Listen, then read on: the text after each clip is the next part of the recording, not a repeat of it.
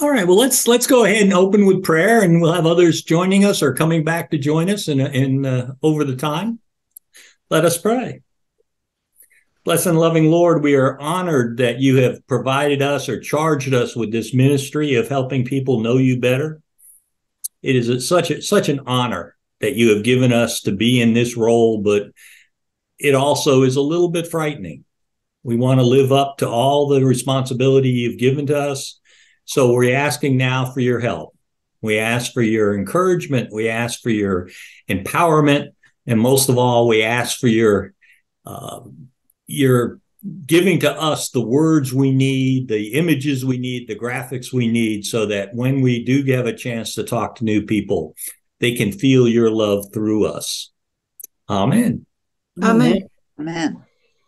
All right. I will share my screen. If you would please go ahead and mute yourselves.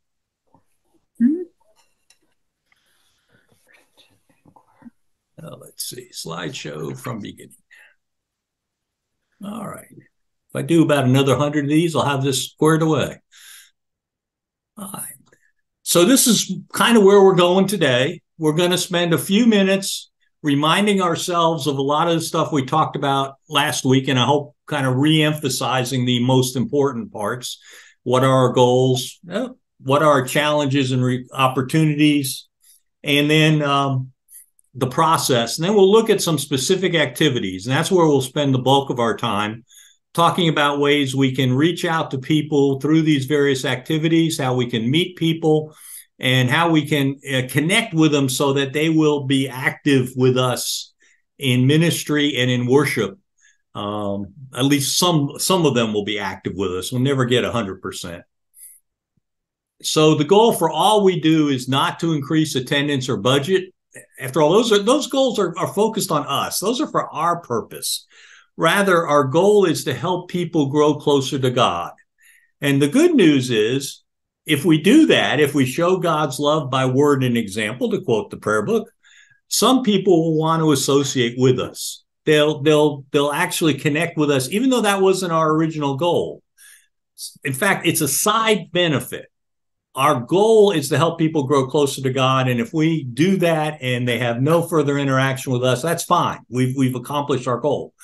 But the side benefits, the fringe benefits, include there'll be more people to help with ministry. It's not at all unusual that people get involved with the food pantry or the Habitat House or the Toys for Tots or whatever before or even never coming on Sunday. But we will also see more attendance, and we'll see an increase in our income. Those are nice side benefits, but they are fringe or side benefits.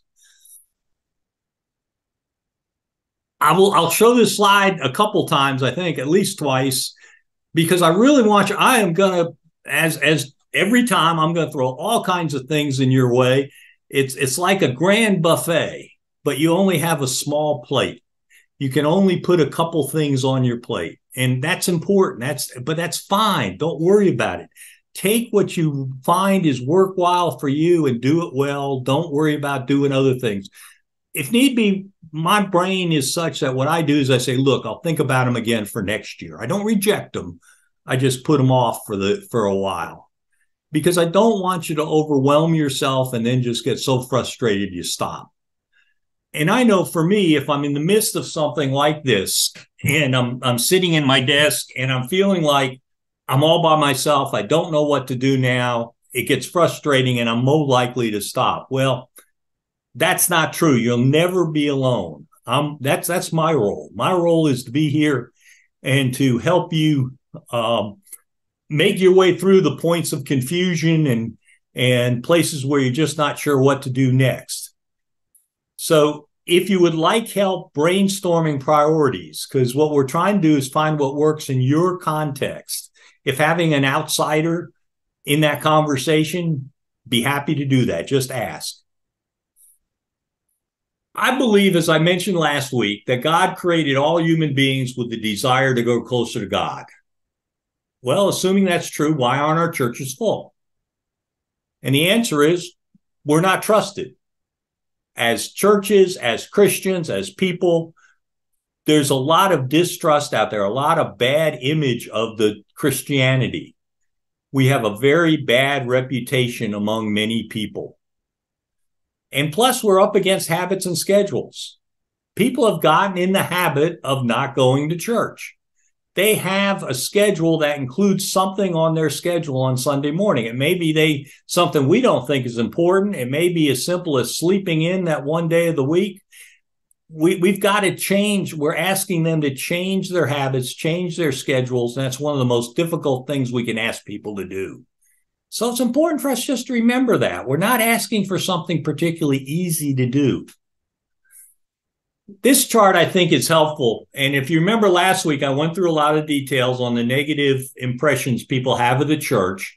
But this one kind of tries to summarize that churches are seen as being hypocritical, exclusive, abusive, anti-intellectual, old, hijacked by politics, unfriendly, boring, irrelevant. That's such a list. But a good way to use this list is, and we'll talk about this quite a bit, is what you want to say to people through your various promotional activities is this is not your church. You are not abusive. You are not hypocritical, etc. So one of the things you might do is you might ask the members of your church to explain what you can say to prove your church is not hypocritical. Now, if you do this as an exercise, I would suggest don't talk friendly. Just knock that one off altogether, because otherwise that's all people will talk about is how friendly you are. And that may be true, but we want to talk about these other things too. Every church claims to be the friendliest church in town. Now, the challenge is because, who do you want to associate with these people that I just described? Would you want to associate with the people that are described in this chart? No. And why would we expect others to do so? Because the challenge, the ultimate challenge is this is what they think of when your church is mentioned.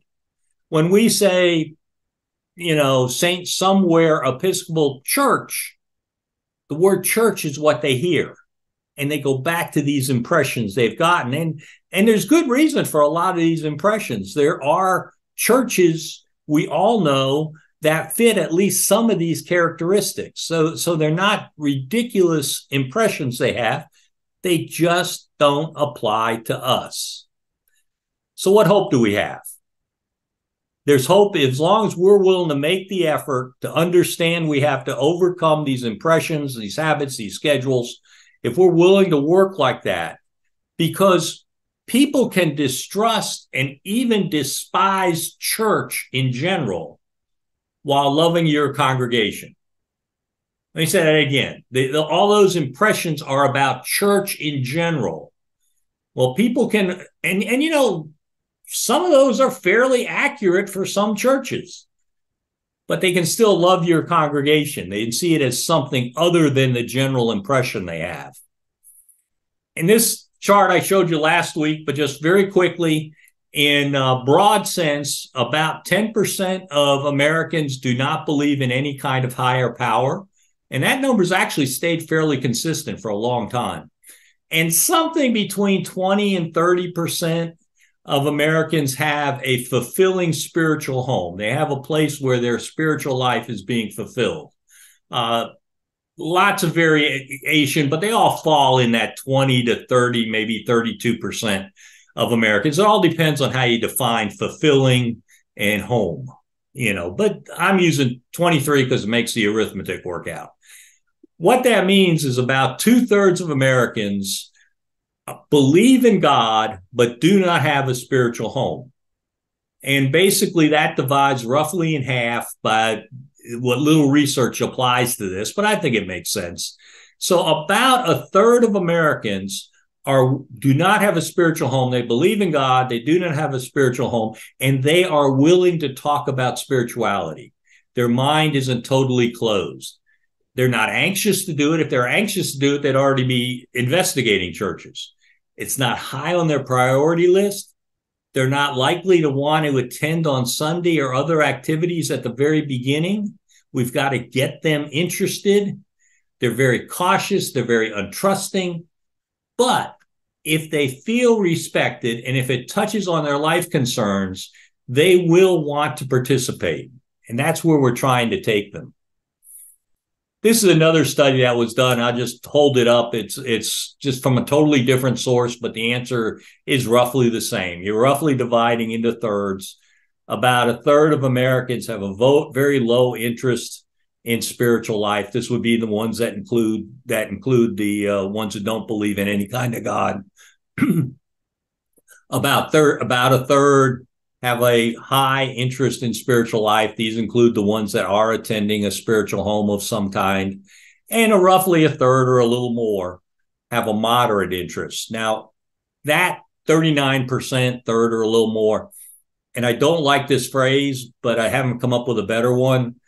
That's our target audience. Those are the people who are not involved in a spiritual home, but if we do our job right, if we do our ministry right, they'll become interested in at least talking to us.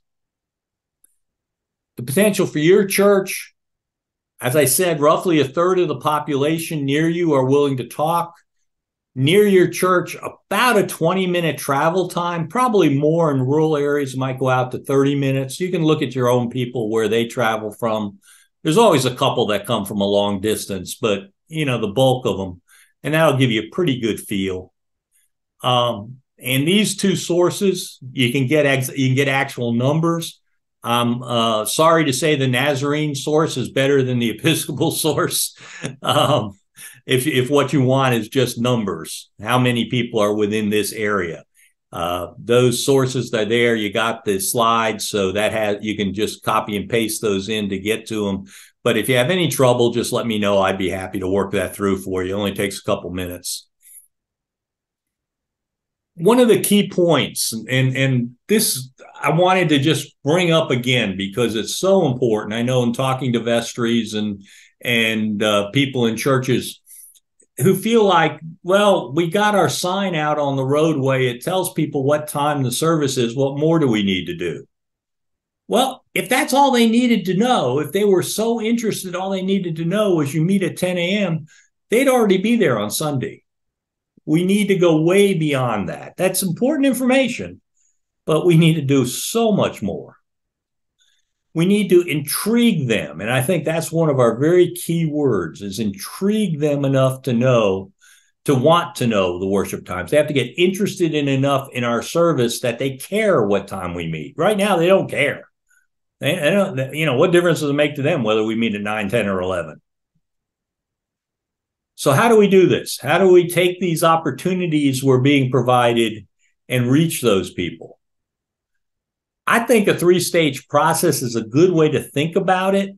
Now, different people are at each stage at every moment. We're working with people at each stage at any given moment, so it doesn't divide up that cleanly, but it helps, I think, in the thought process. And if you recall, I said stage 1 is the intrigue stage. We're trying to get people who may have thousands of things they can think about in a given day, literally. You stop and think about it. You're driving down the road. You could spend time hopefully you're focused on the car. So let's say you're the rider, you're the passenger. You could focus on every car you go by, every house you go by, every sign you go by. There's thousands of things you could spend your time thinking about during a given day.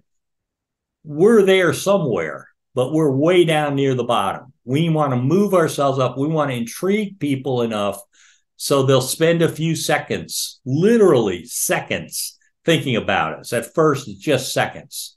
And intrigue them enough so they know us, like us, trust us. Only then are they likely to interact with us. The first phase, the stage 1, that's predominantly, if not exclusively, impersonal. That's your social media, your newspaper reports, things like that. The interact with us, we're starting to get more personal. And then finally, we relate with them. The big problem we run into from time to time is people in the congregation expect instant results. You'll probably hear this. Oh, we've done thus and so for 2 weeks and nobody's shown up yet. Well, it could be a year. I was just watching a webinar from a different group of Episcopalians talking about reaching out to people who, particularly young people, and they were talking about how it could take a year before those young people begin to feel comfortable enough to really interact. It takes time. We're trying to overcome so much.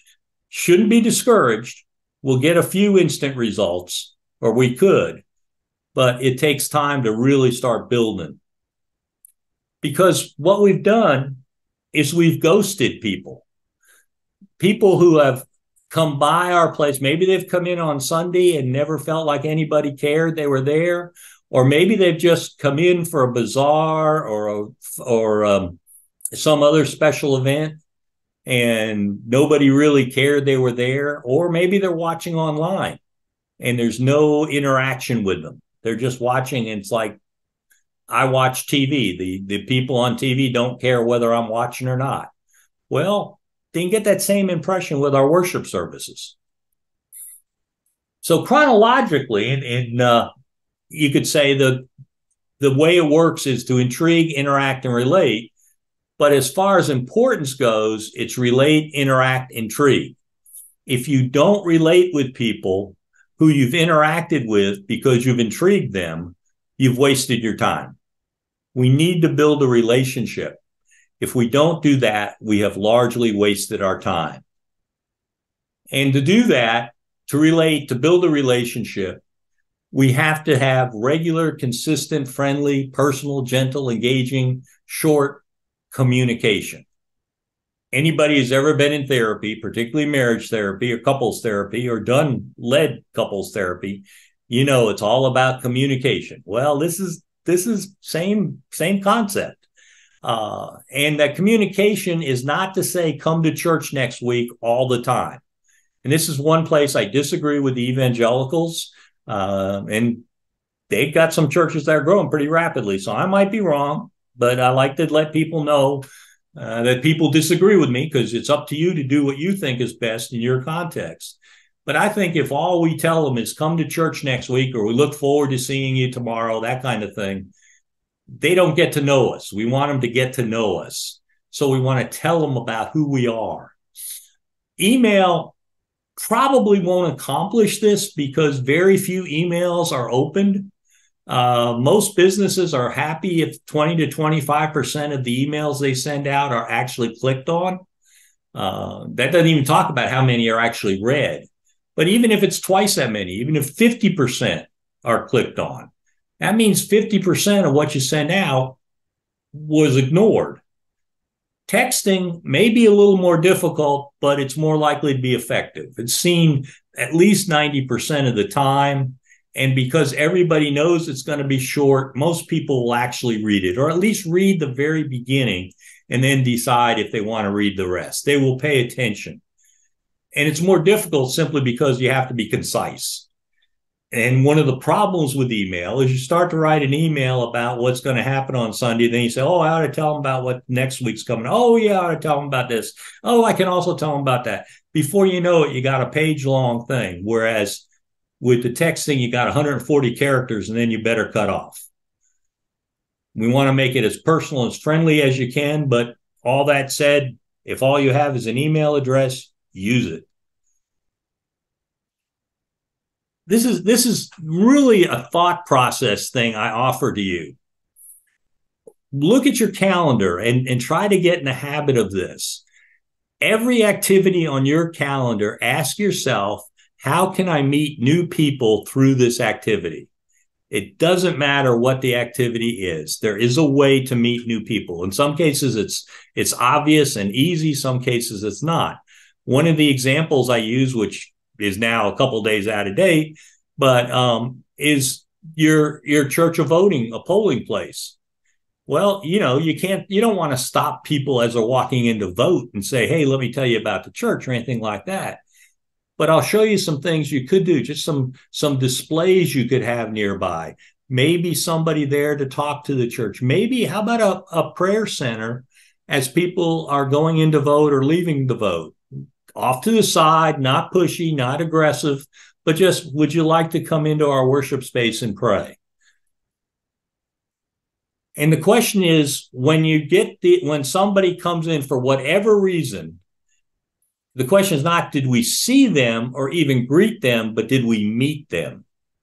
And meet is at the very least an exchange of names to try to define those terms. A good way to evaluate your efforts is, are these people still connected to a church a year after their first interaction? So my question to you is, how many of last year's guests are active today?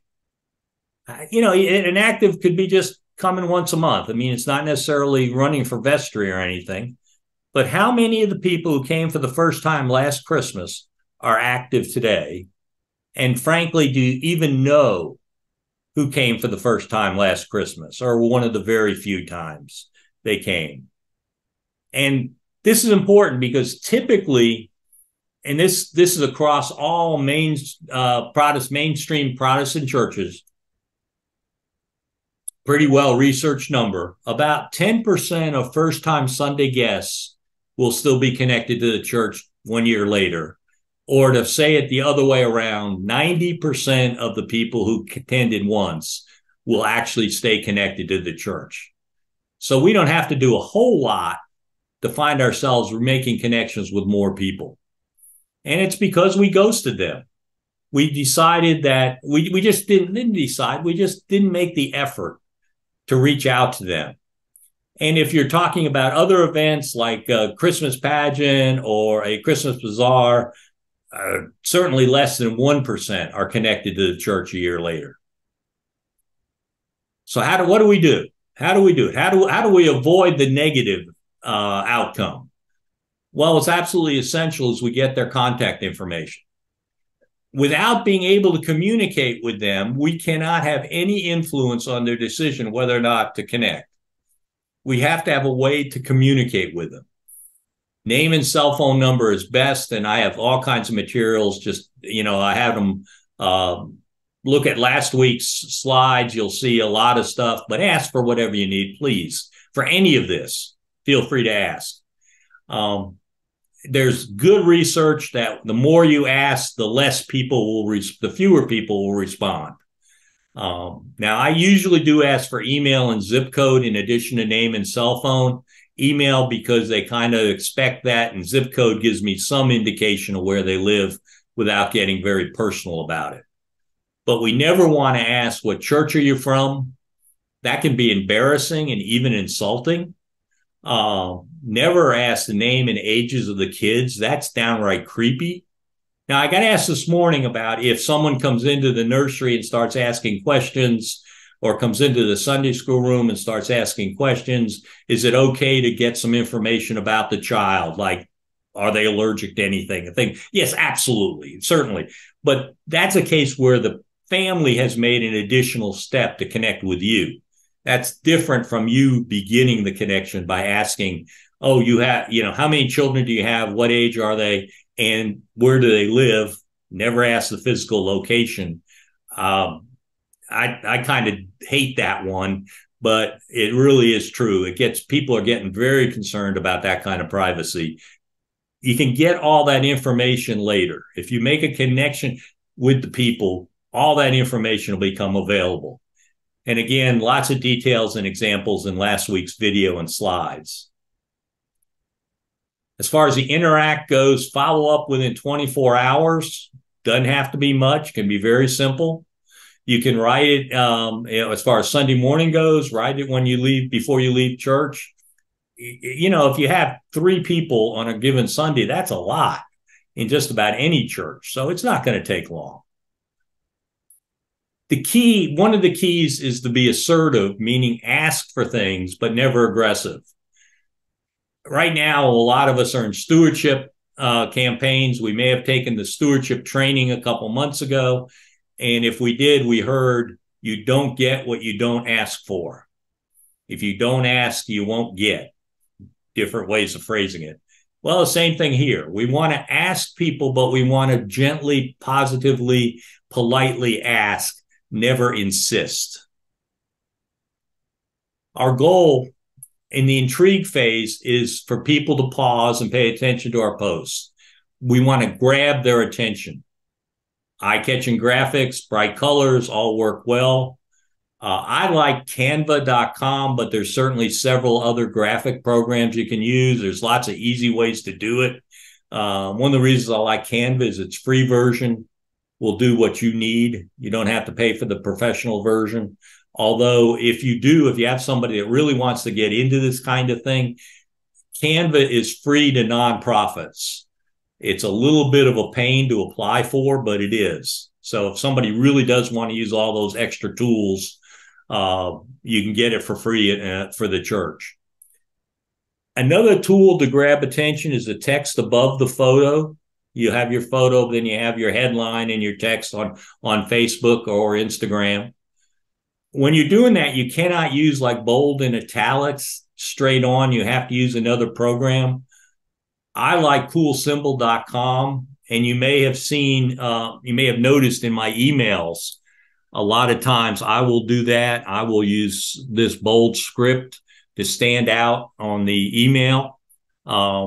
Be careful, because coolsymbol.com or any of the others have all these fun scripts, fun fonts, comic stuff. They won't look good on the cell phone.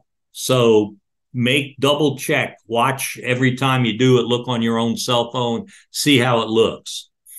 You'll notice here, you may not notice, but I'll call it out to you. I put 2 spaces there and only 1 down here. See how it stands out a little bit better, reads a little bit better. With the complicated fonts, a lot of times having 2 spaces in there, you're only going to do 4 or 5 words for your headline, so you can put 2 spaces in. Another way to get your headline to stand out is to move it off the left side. If you look at your Facebook, or for that matter, your email, everything's lined up on the left side. Well, Facebook ignores blank space. If you went blank, blank, blank space, then your headline, Facebook would ignore those blank spaces. But if you put a period and then blank, blank, blank, your headline, like I did there, it actually moves to the right a little bit, and it just stands out. These are almost, if not subconscious, ways for people to make people pause, just that, not even a half a second, just a fraction of a second, and pay that little bit of attention to your thing, to grab. Now, if there's nothing interesting in the headline, they'll keep on reading, even though they stop for just a second to glance at it. You got to have something interesting for them. So this is kind of what I was talking about, just real quick. This is the way it looks. You have your headline. The remainder of your text would probably come out in your Facebook's normal font. Another thing you can use is the feeling or activity that Facebook offers you. It's just, again, nothing big. It just sets a tone, and it gives you it stands out a little bit. It's one of the ways you can get a little bit of color that you can't do. I've never found a way to do color on the text. I'm told there is no way, but I'm still looking. But that's just one way to make it stand out a little bit. Regular emojis are possible, but it's a little more complicated. I'm still looking for an easy way to do it. It's not hard. It just takes 2 or 3 steps. This is the site that I found seems to work as well as any. There's a dozen different places you can go. But this one, you click on the emoji you want. It goes to the box at the top of the page. You click on copy and paste into your post. One of the things I like about this is you can do multiple emojis at one time. You probably don't want to do more than 2 and 3 at the absolute maximum. Always be aware that emojis don't show up on everybody's phone exactly the same. So you never want to use an emoji instead of a word. Use it to re-emphasize the word. Don't use praying hands without writing down the word prayer if it's important, because some people may only see that as a black box. They won't know what it was you were trying to get across. Always double check that kind of thing. Okay, some real general principles as we're moving toward the specific events. eye-catching graphics I've talked about. Again, you have about a half a second or less to get their attention. And if you don't believe me, watch yourself sometimes going through Facebook or something, see how little time you spend on each one before you move past it. Graphics are great and photos are great, but if they need to be explained, use as few words as possible. A photo of people sitting around the table is just people sitting around the table. But if I add to that, asking tough questions, that both explains what's going on, but makes a point about the church not being anti-intellectual, or at least suggests that. I keep saying, double check your cell phone. If you're doing something, and I'll show you some examples in a minute about posters or signs, figure the person's going to be standing 6 feet away. Very few people are going to walk up and read your standard typewritten page on your bulletin board. Even members of your own church aren't going to do that very often. You need to be something that grabs their attention from 6 feet away. And if you're doing something outside, it has to be understood at 5 miles an hour over the speed limit. Okay, if people driving 5 miles over the speed limit can't understand what you have up there on your banner, you probably wasted the money. It gives an impression, but doesn't really get information again.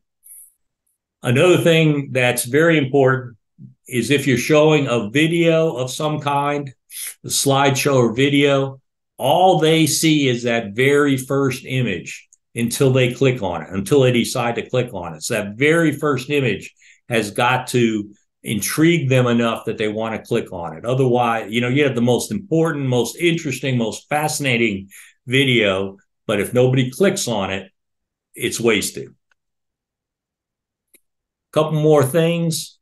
Facebook and Instagram, if you want to understand how they work, remember they are businesses. They are a business. They want to make money. They make money when people are looking at Facebook or Instagram or Nextdoor for that matter, any of those. So they want to know what people want to look at. They want to know what's interesting. Well, the only way they can measure interesting is when people interact with the post. So if somebody taps on the like button, that says it's kind of interesting, but tapping on the like button doesn't take much effort. If somebody comments and shares, that takes a little more effort, so it has much more impact. And Facebook says, hey, this is really interesting. So one of the things you want to do is get your members to comment and share. Try to put a little team together. And I've written some stuff. I'll actually, have I sent it yet? Nope, I'll be sending it out tomorrow to give you some help on how to do this. But it really is really important. But also ask for comments from any viewer, from non-members. You can, in your text, you can say something and say, what do you think about this? Do you agree? Things like that. Yeah, you might get a comment once in a while. Don't worry about it. It happens. And when you do get comments, especially from non-members, make sure you respond to them or try your best to respond to them. Another thing that's important, and I just was taught this last night, as a matter of fact, you're getting fresh information. When it has a more button, you have your headline and then it starts a paragraph and it has more. They don't get all the information in there. That is one of the most important buttons to push, because that says to Facebook, this is interesting enough, people are going to spend time on it. So as you encourage people to comment and share, encourage them anytime there's a more button to go ahead and push on that. Another important but forgotten group. I mean, we all say we want young families. That's fine. That's wonderful. I'll show you some things to help reach out to them. But don't forget retired people. I mean, let's face it, they're the center of most church activities, and having a few more of them won't hurt at all. Retirement villages, by whatever title, are good communities to reach out to. And those specifically the continuing care type place where you have people who are mobile still, but are moving into a simpler lifestyle. Contact the chaplains, get to be friends with them. especially for anything like Blue Christmas or Christmas Eve itself. But activity directors can be your best avenue to reach people.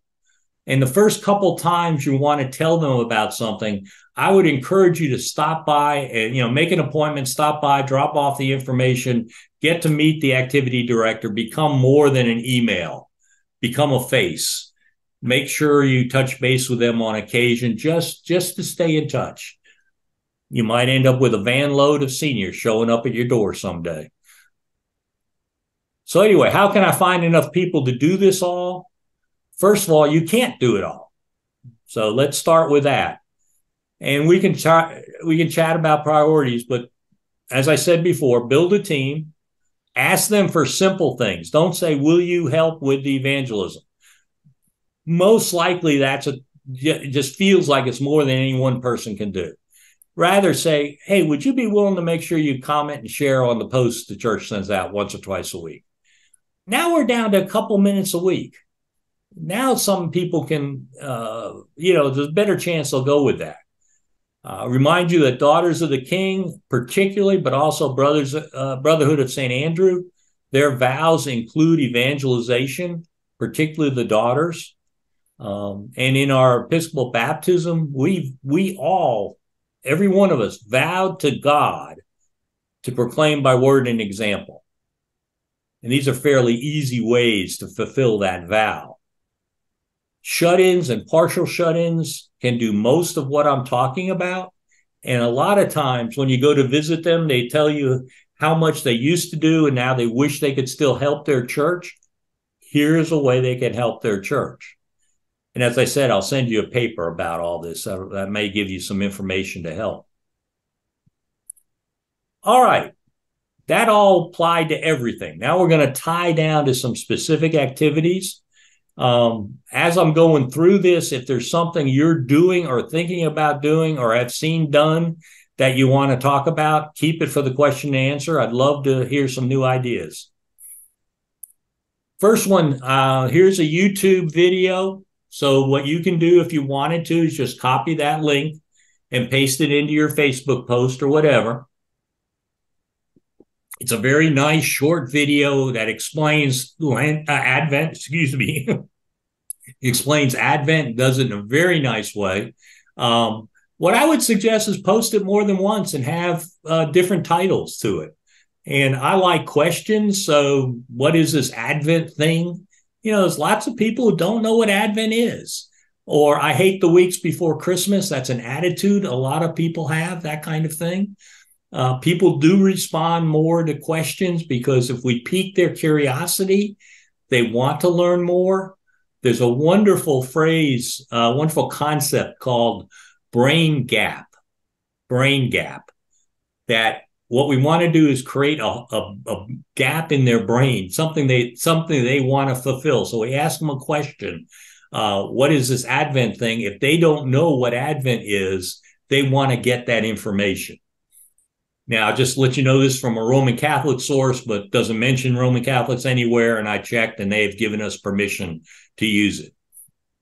Personally, I would not pay to show this more widely, but I would encourage the comments and shares. Blue Christmas. Blue Christmas, if you don't know what this is a recognition that for some people, Christmas is not joyful.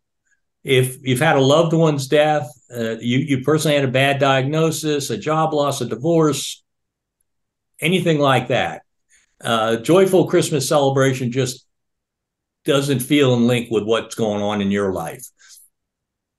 So this is it's important to see this as a pastoral offering to the community, not necessarily a way that's going to fill your church, but it's a pastoral offering to the community that gets your church better known and may actually get you to meet some people you can later build a relationship with. Because when people are hurting, that's one of the times they're looking for a church, and particularly a church that reaches out to them in the appropriate way. I'll send out some liturgical resources, some different worship services that you can choose from. The service, you'll see, should be subdued, but not depressing. The idea is to calm it down a little bit but we don't want to make people feel worse at the end of it. They should feel better. Typical day is the winter solstice, December 21st, because that's the day with the least sunlight, but you can do it anytime.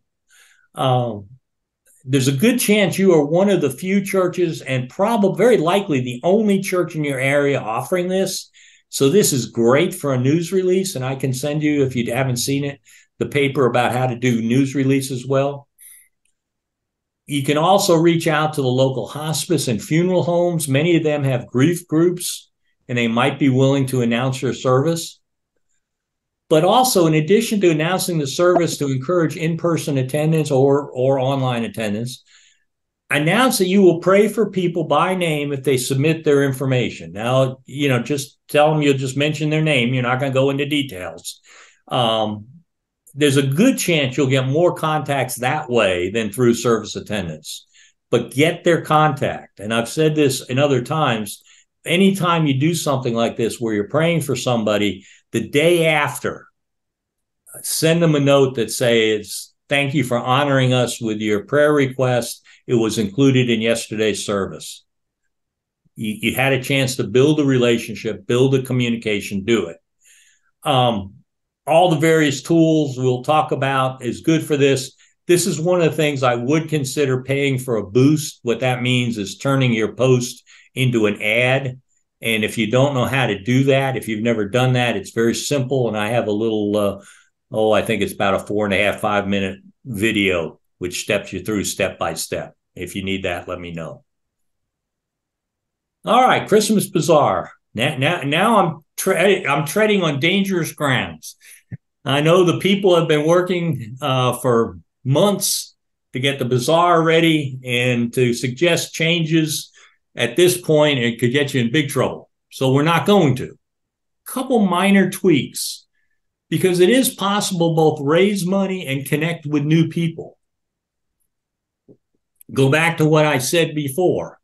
Your bazaar may see 100 new people come through the door. What will they know about your church when they leave they didn't know walking in? And do you have any way to communicate with them again so you can influence their decision to come for, say, Christmas Eve? One thing you can do is just interspersed within the displays, have a small table or even just a chair with a sign that says, how does Saint Somewhere make the world better? ? Turn it into a question. Let me tell you about your church probably isn't going to get much interest, but focus it on ministry. Banners and large photos work well, and I'll show you the examples in a minute.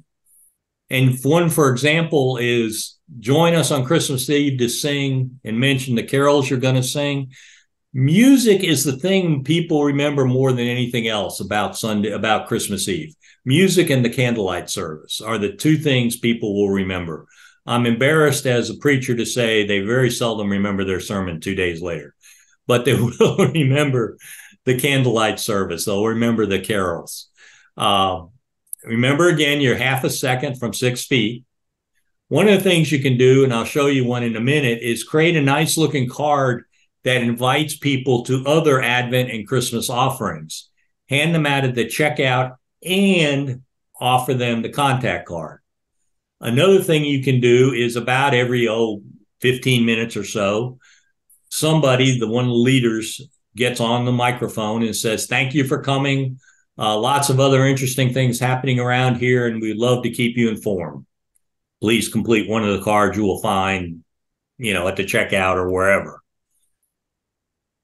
Here's what I meant about a handout card. You can just give to people, put in their bags, whatever. This actually was, and you'll see a couple more examples where people have done this. This is one that was done as a post, as a Facebook post, and they just printed it on a card and made it an invite card. No additional work other than the printing.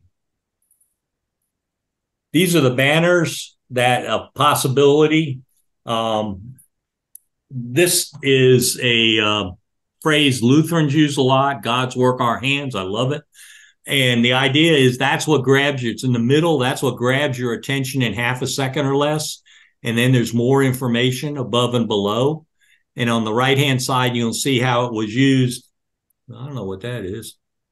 You can see it was used at a flower sale, but you can imagine that in the middle of your bazaar.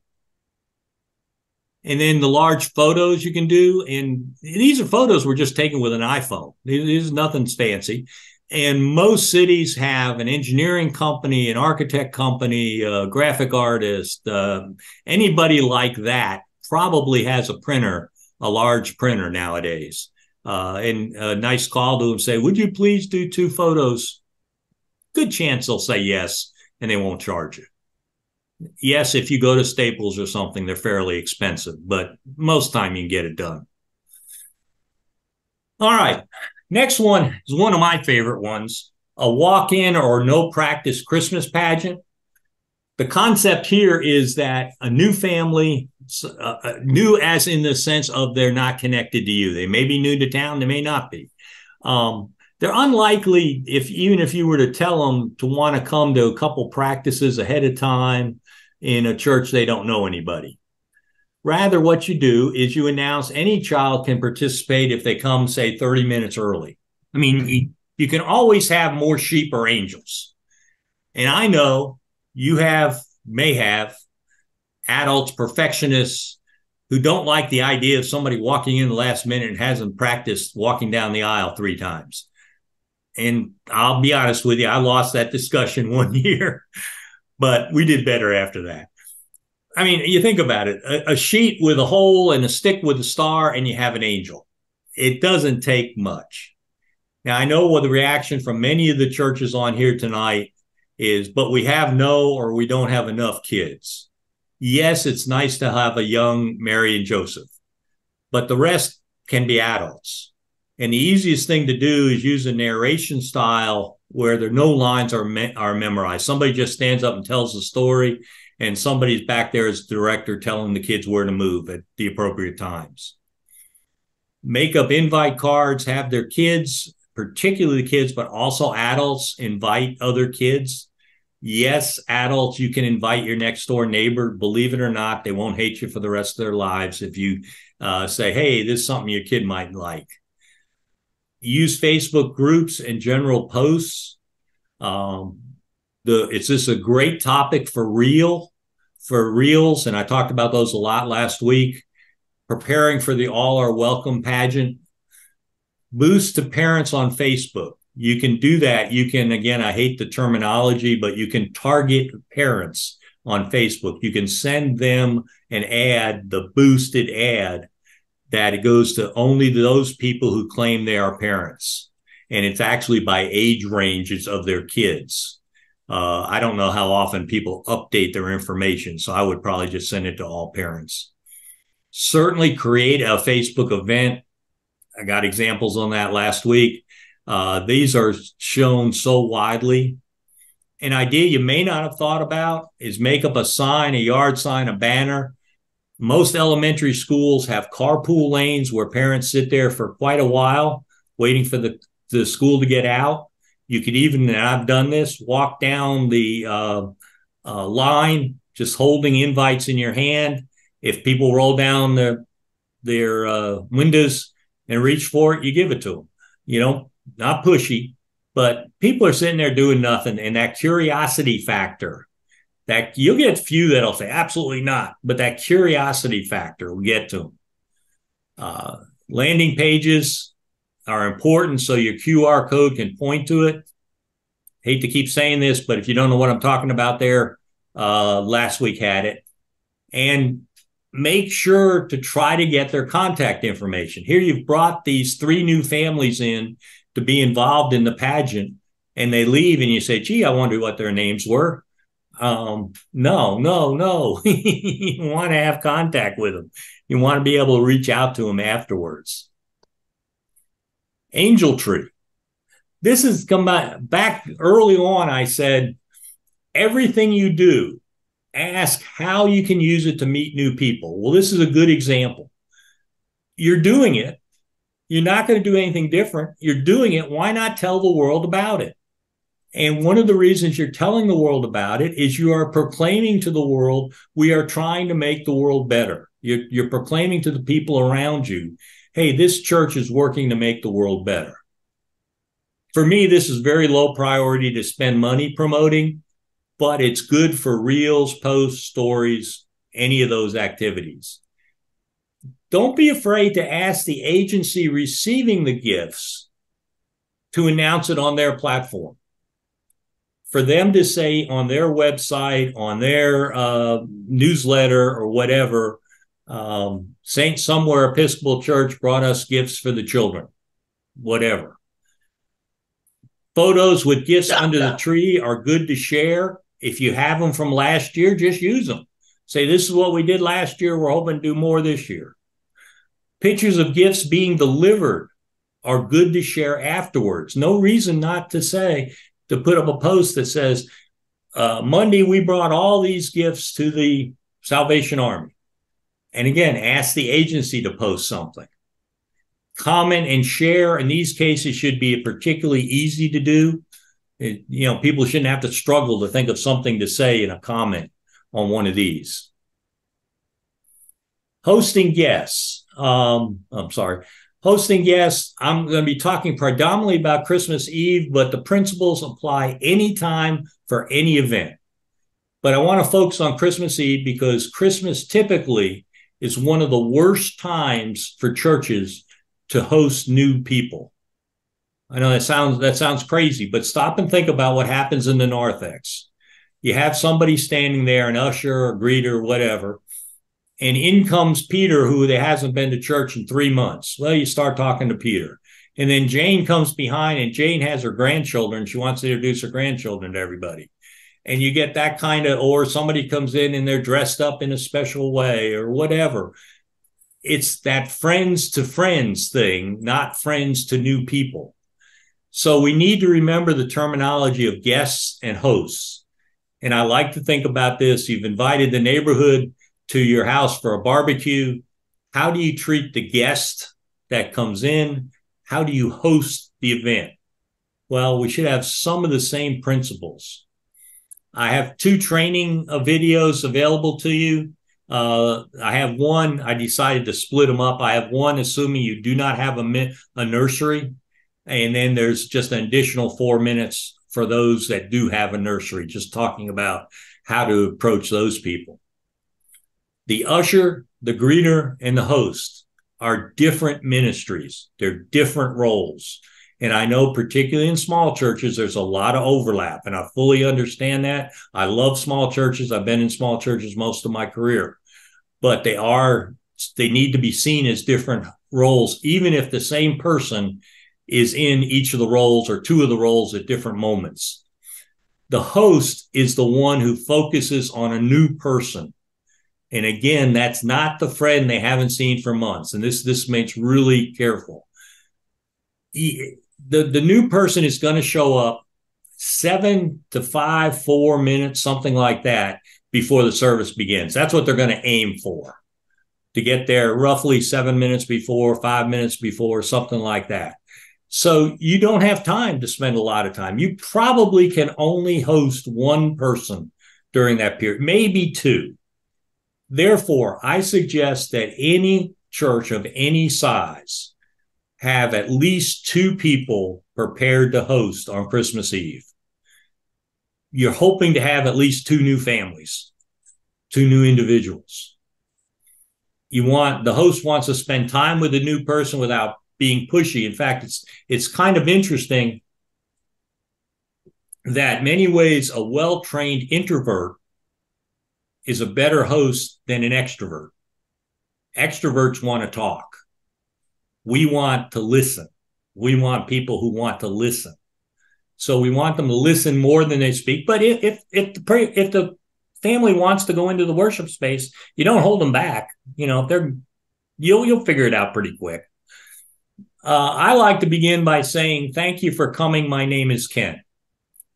The reason for that is if the last thing they hear is my name, they're most likely going to give you their name.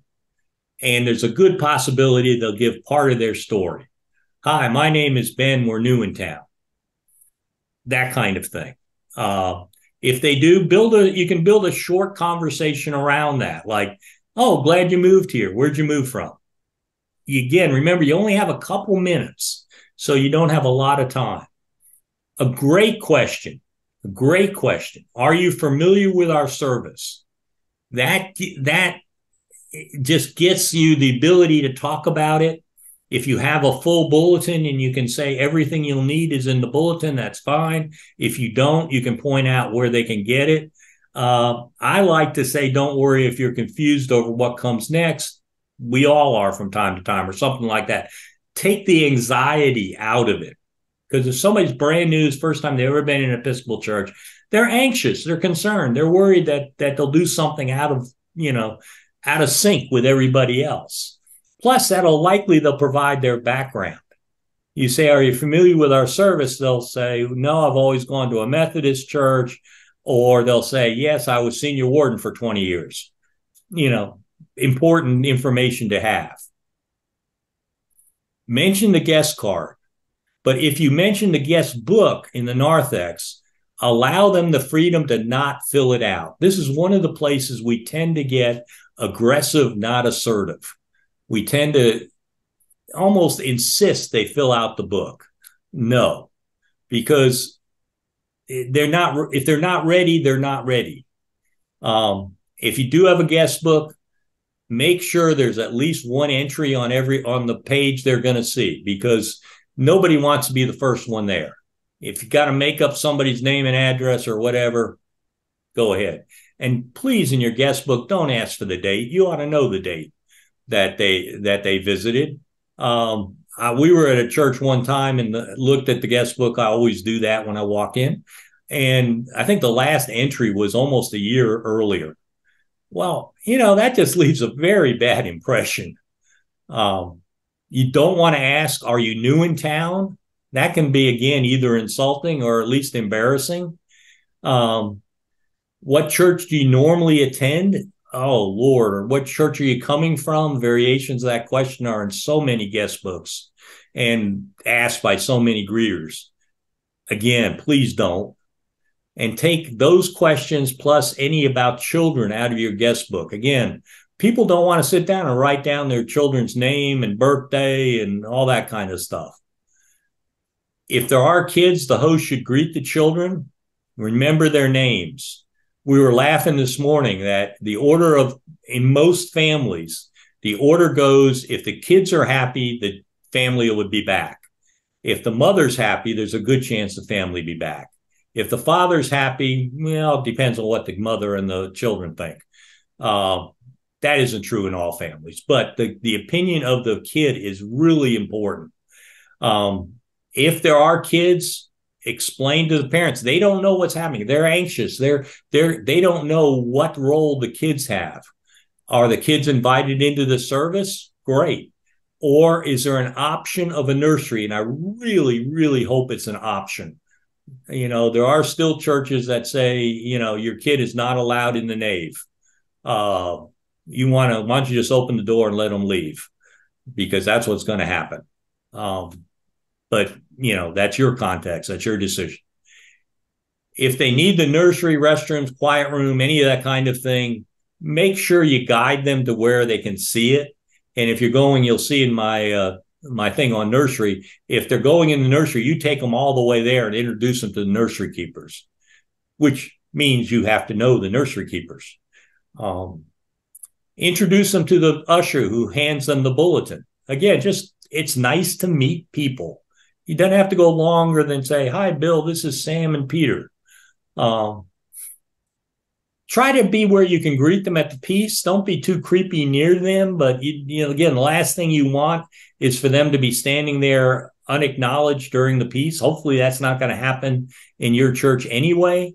But it's the host's responsibility to make sure it doesn't happen. I would say stick around through the opening hymn. That way, if somebody comes in late, you can help reduce their anxiety. You won't have any time to talk to them, but you can still project you are welcome. And then after new people are in the nave, the host should write some quick notes, name, anything they learned about them, and that they can later share with the clergy and the welcome team. All right, bonfire carols. This is probably my favorite. It's really simple. You build a bonfire. Now get the fire permit. I didn't do that one the first year. Boy, I learned my lesson. At the very least, tell your fire department that you're going to be doing it. Build a bonfire, buy some marshmallows, and sing some carols. I mean, this is not a difficult thing to pull off. If it's possible, do this where people can see it from the street. It's not people are going to be driving by and turn in. Rather, they'll be drive by and the bonfire attracts their attention. All of a sudden, that church is not just something in the background. It's there. It's doing interesting things.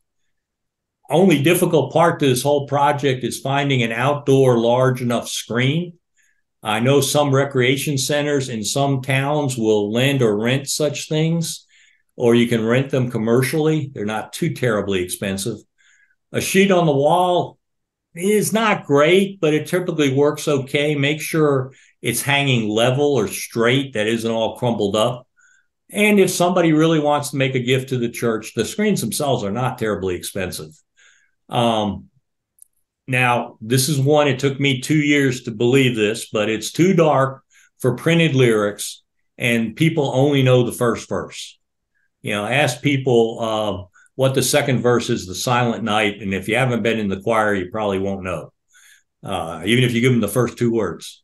So, another little thing I learned, just a little hint, if you need marshmallow sticks, the 1/4-inch wooden dowel from Home Depot or whatever is the same type of wood and size as pencils, so you can sharpen them in pencil sharpeners. Little things you learn.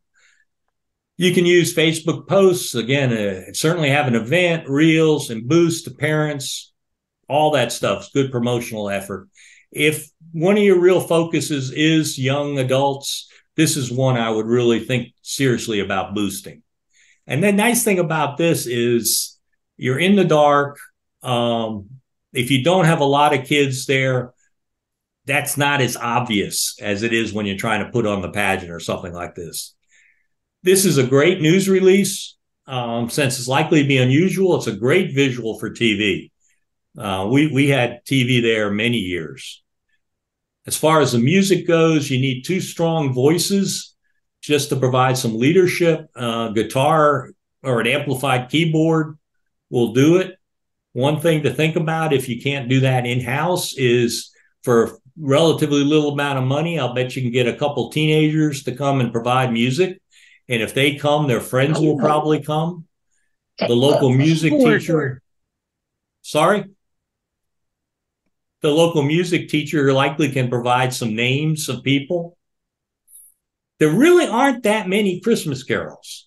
So if you want to keep it going for a little bit, slip in the occasional non-hymn, things like I Wish You a Merry Christmas or things like that. Frosty the Snowman. You can kind of intersperse them. And again, just like in the bazaar, the leader can say a couple times, thank you for coming. Please complete one of the cards. And where are the restrooms? Somebody's going to need to use a restroom.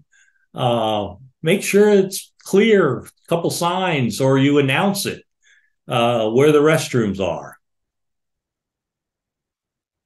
Okay, general Christmas promotion.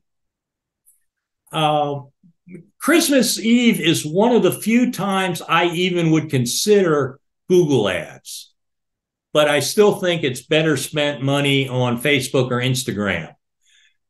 Google ads are what I call second tier. People will only see them if they ask to see them. In other words, if they Google Christmas Eve services in High Point, North Carolina, they might see my ad. But that's a pretty specific request for information, and I don't think a lot of people do that. Facebook and Instagram goes out and you put it in front of them. They won't necessarily look at it, but at least they have the chance. Think about the why when you're planning your promotion. Why would people want to know? Because then you can target your emotion. You can think about focusing your promotion on the reasons people will want to know about it. Why might people attend? first of all, is good memories. They had good memories growing up. And again, as I said, it's particularly the music and candlelight.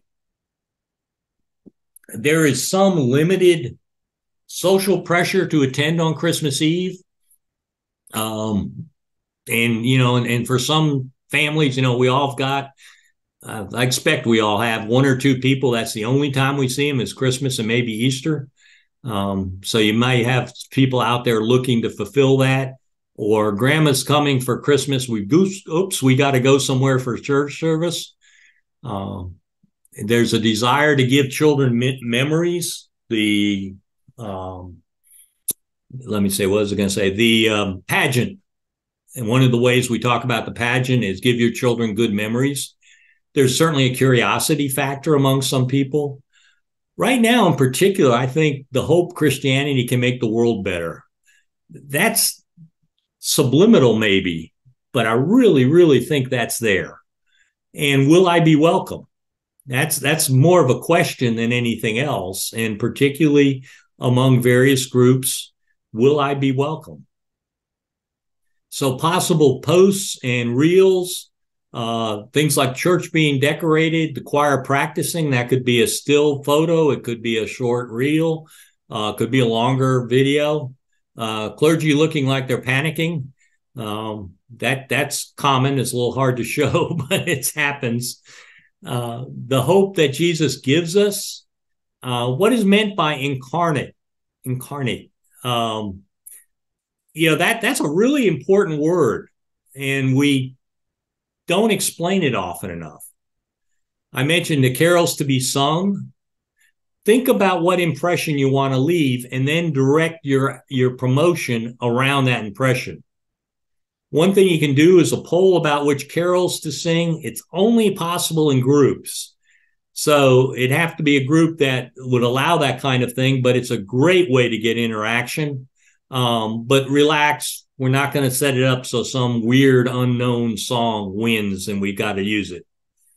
Do the simple landing page I've talked about so you can direct your QR code to it. This is a simple landing page I set up. It's would be in a bigger church because it's doing so much. But just to show you that's all you're trying to do is in just a little bit. You give a photo, you give something to bring attention to the moment, to the event, and then you provide the information that they need. Very simple. It shouldn't take you literally 20 minutes to set up. And then the hard part is making sure you got somebody who can put it on your website. All right, lessons and carols. It was interesting. Talked about that this morning in St. Thomas in, where's St. Thomas? Sanford, North Carolina. Said this is their most heavily attended service all year. Depends on what works in your context. It's just something that's become a community habit to show up for lessons and carols at St. Thomas. That's great. But it's more likely to attract people, the term we're now using is dones, people who were once active in the church but are now done with church, than people who've never attended church. And whatever you do, focus on the music, any promotion, focus on the music. Most people aren't going to show up to hear the scripture read. They're going to show up to sing the carols. Probably not going to get a full church. St. Thomas proved me wrong. But this is another one of those things. You're doing it anyway, so let's promote it. Let's talk about it. And you can promote it even if it happens after Christmas. We used to do Advent lessons in music, and then we did lessons and carols the Sunday after Christmas, so I didn't have to write a sermon. Might as well be honest about it. And but there's no reason not to promote it some after Christmas. Probably wouldn't spend any money on promotion there, but certainly again some posts with some comments and shares. As I say below there, I would personally put my budget into Christmas, Blue Christmas, the walk-in pageant, bonfire carols. Those would be my four I would be thinking about budget for. Not all of them necessarily, but those would be the four I'd be thinking of first. I've thrown so much at you. I wanted to pause for a second and put this back up again. You're not going to do everything. It's just not going to happen, no matter how large your church. So don't overwhelm yourself. Remember, you're not alone. I'm here. I enjoy answering questions. I enjoy getting involved with you, helping you find out a way to do what you can do well, including helping you brainstorm your priorities. All right, back to Christmas promotion. I would start the actual Christmas Eve posts, reels, that kind of thing, about 2 weeks before Christmas. Although you can do some of the getting ready for earlier than that. The choir practicing for, you could do that 3 weeks before, decorating the church, anything along those lines. I can't say it often enough. Comment and share. The boosting, the paid ads, personally, I would focus on the period of the 20th to the 24th of December. I think there are people out there who make a last minute decision about going to a service. So I would go ahead and run the ad through, say, noon on Christmas Eve or something, depending on your schedule. You can boost more than one post, reel, or event, or depending on what you got. I said this some last week, but let me just say it again. $30 for a boost is a reasonable budget. That will get your post in front of about 2,000 to 3,000 accounts. For $30, you'll get in front of 2,000 to 3,000 people. I think that's a reasonable budget now for each post. Now, so if you did all four that I mentioned, that's $120. Personally, what I would do, particularly in a small church, is I would stand up and say, we would love to do this, but we need $30. Anybody willing to put some money into this? And I wouldn't be at all surprised you get some. And you can get reports back to the donor to tell them what impact they had. All right, this is the Blue Christmas service. This actually was a landing page, but it was again, just like I did on that other one, this is an ad they put together and then just used it as a landing page. I love it. It's probably the best Blue Christmas ad I've seen, because it focuses not on the church, but on the person. And I have no idea what's going on in this photo, obviously, but the person looks pretty down in the dumps. And I think I just love this. I wish I had the original graphic for you so you could use it, but I don't. This is one that St. Paul's in Smithfield, North Carolina did around their walk-in. They called it impromptu Christmas pageant. The priest here has 2 young children. And so she came up with my kids can't be angels, or my kids aren't angels. So she started that. She used that approach. Notice the make family memories. Again, I mentioned this is one of the reasons people might be interested in coming to a Christmas Eve service, is because the memories they have are memories they'd like to have. And I put this note on the bottom of all of them. Use photos from your own church as much as possible. There's a lot of graphics, a lot of online stuff, but if you have a photo from your own church, that's almost always better. Music is central. The one on the left I talked about before. The one in the middle is actually interesting. There's a real history behind Silent Night, if you didn't know that. In fact, there's 2 different origin stories that float around. But do you know the history behind Silent Night?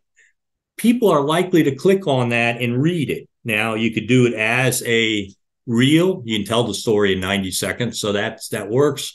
You could do it as a text. You could do it any number of different ways. The choir preparing, again, that could be verbal, that could be audio. You could actually have them singing, or you could just have it like this, just showing them practicing, getting ready to practice. Peace and hope. I think right now this is one of the big issues that a lot of people have. Back up and I'll just make it personal. I wish there was more peace on earth. I wish there was a way it could happen. So I think reaching out to that is a good way to reach out. Acknowledge the desire for peace on earth. and then say, you're welcome to come Christmas Eve. If you notice down here, something I like doing in my graphics, the more typical phrase is all are welcome, and there's nothing wrong with that. I just like to make it as personal as possible. So I say, you are welcome. And I usually do something to make the word you stand out. In this case, I used all capitals. And if you look real careful, you'll see the word is in a slightly larger font. Something that, again, just subconsciously jumps out at you.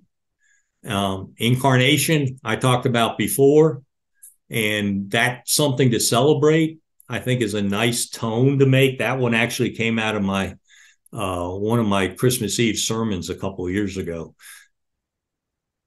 Then family, build family memories is a good way to look at it. Families are looking for ways to build memories, to build positive memories. Again, it's even better to use good photos from your church than to use the stock photos, but stock graphics. But there's plenty of them around. I like the one on the right, except, of course, Mary and Joseph and Jesus are all Northern Europeans from their coloration. So I wish that weren't true. I wish it was a little more realistic. But the image itself is quite good, and most people aren't going to pick up on that. Candlelight, this would work much, much better if there was a picture of the actual church service from last year or some other year. But I didn't have one, so we just used candles, lots of candles. Imagine again, you're leafing through your Facebook reels, your Facebook posts. I think you're going to stop at this one with a lot of candles. I think you're going to give this one a half a second to say, am I interested in this? Because it stands out to you. And then you have some general ones you can just use. And I'll say it again, there's plenty of graphics online. It doesn't take long. I mentioned Canva. The nice thing about it is you can just pull this photo in, you drop the text in, and you're done. You get a chance to play around with the text some, but it really doesn't take long. It's just kind of a general, these are the ones that you might just put out there on occasion. So you have multiple ads or multiple posts showing up so people see multiple ones. Another use of having multiple ones, if you're doing Nextdoor.com, Nextdoor, you cannot do an ad unless you pay for it. So you've got to do things like have people announce it as if a neighbor's talking to a neighbor. But you can use these kind of images and say something like, I'm so looking forward to seeing baby Jesus this year. Something like that. Just so it sounds like something one neighbor would say to another, and it doesn't come out as a straight ad. So what's your first priority? It's prayer. And if you've been with me before, I insist the prayer should not be that other people be changed, that other people attend our services, but rather that we do the ministry, we do what's necessary and helpful to them so they want to come. We do what's necessary to help them get to know God better. But that should always be centered to everything we do. Every time you hit post on a Facebook post or whatever, a quick prayer for that it be the right thing for the right person is very appropriate.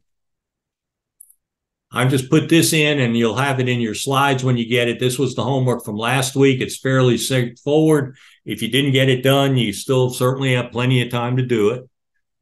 But for this week, what I'm suggesting, as soon as possible, look at your December calendar, the rest of November and December calendar, write out a schedule of events, back up for when you want to do promotions for those events, and then back up a little further and say who will do what. Do not overwhelm yourself. Do what you can.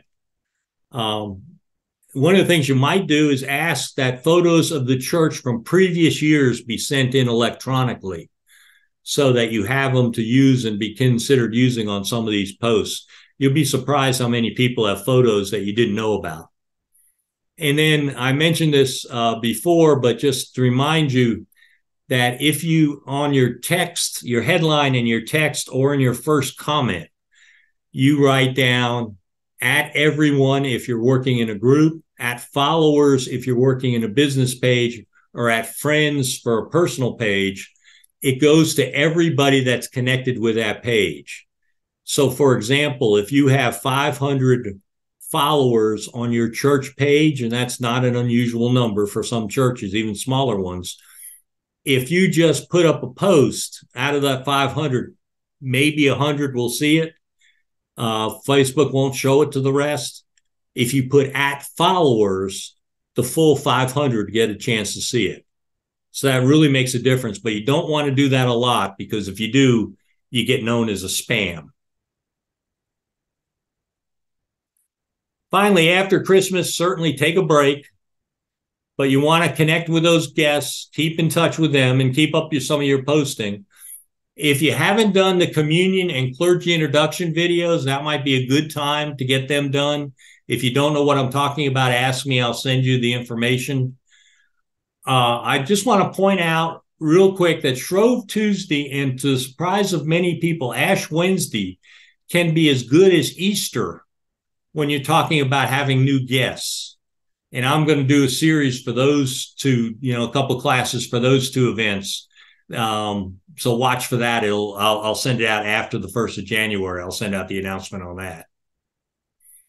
All right. Okay. Please unmute yourself. We still have a few moments within the 90-minute I promised. And as I've always said, I'll stay around as long as anybody wants to, but I also, if anybody needs to leave, feel no pressure to stay. Leave when you need to. Questions, comments, thoughts? I can. Thank you very much for all of this. I do have one question on Toys for Tots. Mm-hmm. We have, ours is just kind of a drive-through. Mm-hmm. How would you, and it's been maybe 5 seconds with people, handing toys through their window. What would you recommend for being able to get those contact cards in their hand and everything without being too pushy? Probably what I would do in that circumstance and is be even less direct than normal. In other words, I'd give them 2 cards, thank them for the toys, and hand them 2 cards. One being that card I had for the introduction, invitation to Christmas Eve and other things. Okay.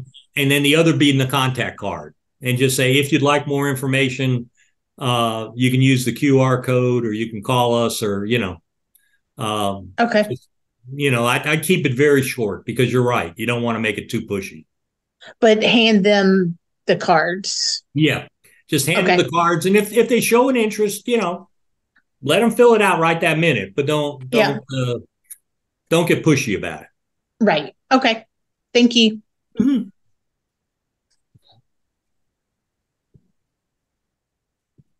John, you have a friend with you. Okay. I guess I have another question. I really like that bonfire carol idea. Do you think there's any issues if you can connect with the town to do it? To do it like on your property, but the town helps you promote it and stuff. Is that usually an issue or concern? I never tried that. I think it's worth a shot. Okay. My attitude towards something like that is the answer is no until I ask. Okay. So I've asked. Can't get worse. The answer can't get worse than no. Yeah, no problem. I've asked, so we'll find out. Let me know how it goes. Okay. We'll probably wouldn't do it till next year, but at least to start planning. So. Yeah, you're trying enough new things. Take it easy. Yeah, exactly. Ken? Yes. Just a suggestion. I believe it was Lee that was talking about this, and I don't know their church property, but if you had a way when people are coming in that you could have, you could split off and have multiple greeters so that they could spend, not 10 minutes or anything, but just a couple minutes to get somebody, because, all you need is a name and a phone number and you can text them. Yeah. Good thought. Yeah. So far, we've gotten decent amount of toys, but it's been slow enough that yeah, we have the time to do that too. So yeah, good thought.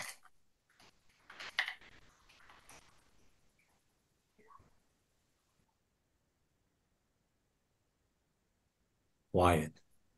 I think everyone's gathering their questions together. Okay, good.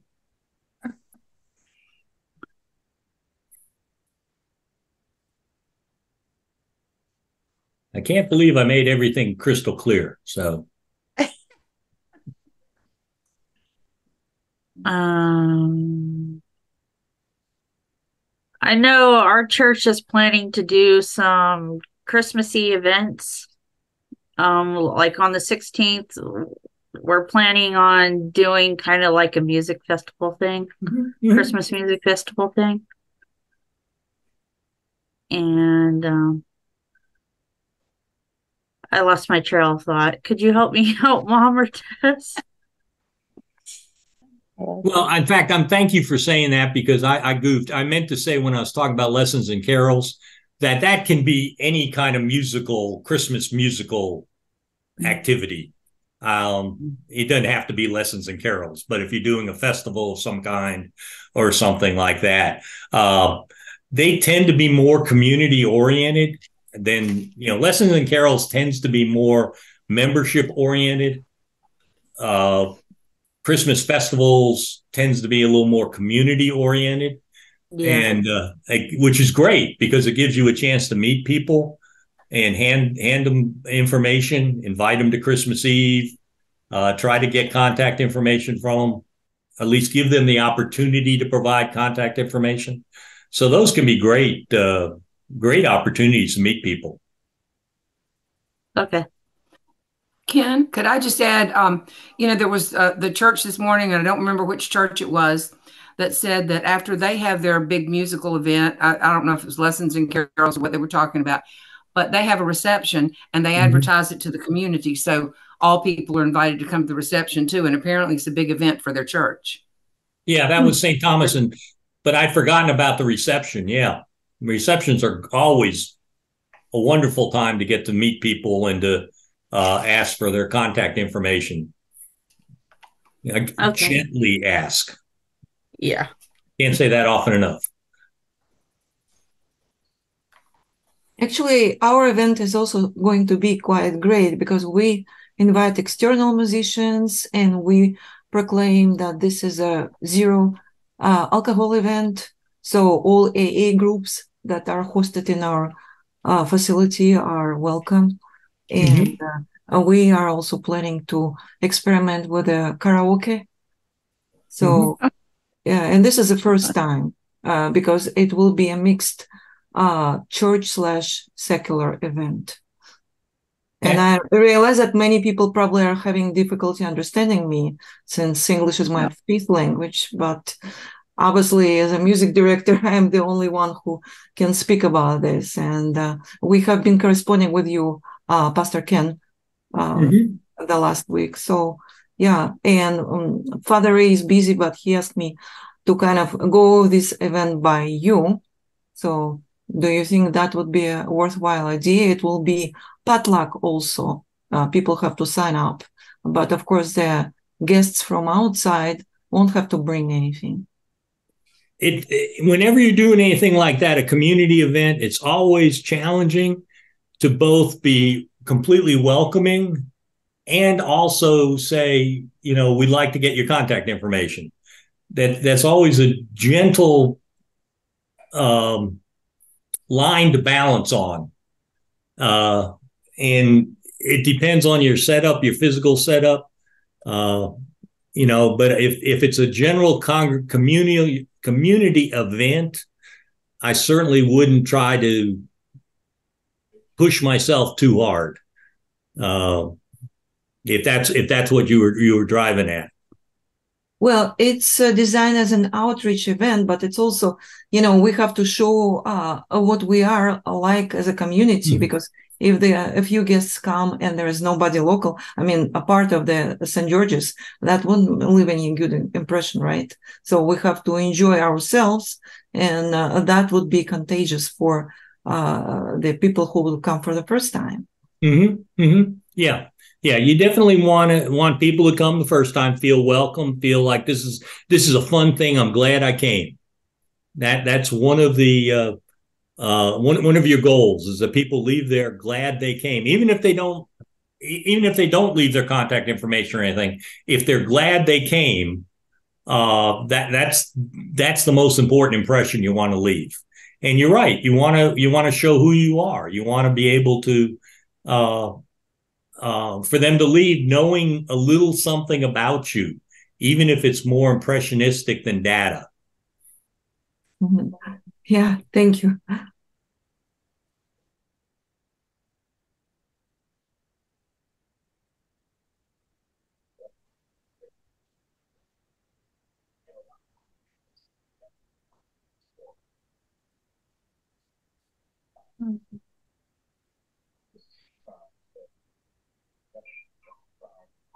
Any others? I just want to say how grateful I am that you decided to do this program. There were some great ideas there, so thank you. Oh, you're welcome. I enjoy it. Now, the thing I enjoy the most, and I'm going to hassle you I'll wait until after the first of the year. The thing I enjoy the most is hearing your stories, having you tell me how it went.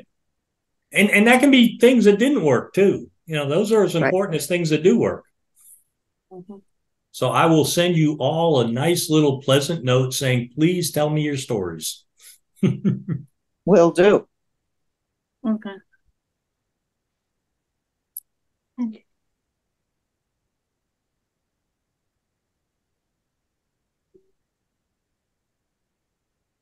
I should probably ask this question about there's an event, a tentative event that we're planning in the works. It's an arts and what is it, Mom? Arts and Crafts Festival?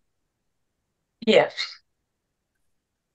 It's our third year and we're holding it in May. We can have actual artwork, paintings or sculpture or crafts have been made. And we've done it 2 years. It's very slow because it's hard to get it out, and we still are a church that's putting it on. But we're going to try adding something else this coming year to appeal to other people, either dance groups or have some drama students come and get a little short one-act plays, things like that. So is this held in your church? The artwork in that is inside the church. I'm not sure where we're going to hold the dancing or the drama yet. Yeah. Well, one of the things, and I'm pretty sure I talked about this last week, but I may not have. Any event like that, a prayer corner is always appropriate. And it's a great way to connect with people. Another thing you might want to do, and I'm stealing this from the Greek Orthodox, around here, one of the big community events is the Greek Orthodox festivals, where they have all the Greek food and dancing and that kind of thing. And one of the things they do is they have a tour of their church and an introduction to their religion in every 15 minutes or something. And there's a great little 2.5-minute video, What is the Episcopal Church? That I might just think about having a little corner and say, would you like to know more about us? And just tap go on the laptop, and here's the video. This is a way to give people some information. But yeah, a lot of the stuff, and I talked about for the bazaar, about having a couple tables that talk about your church, have a banner up, have some signs up. That would work fine in the arts display. Mm-hmm.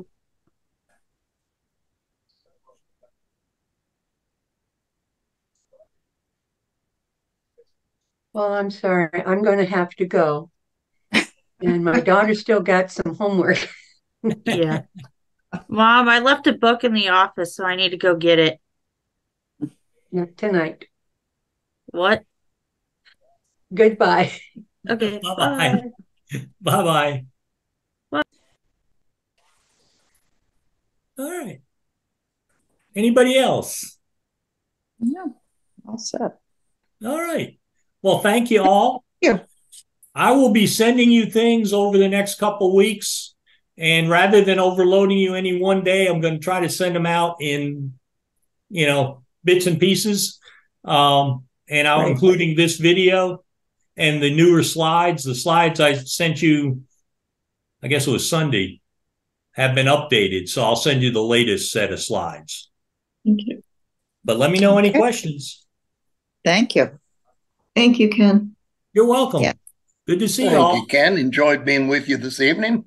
Enjoyed it, John. Thanks. See you soon. Bye. Bye. Good evening.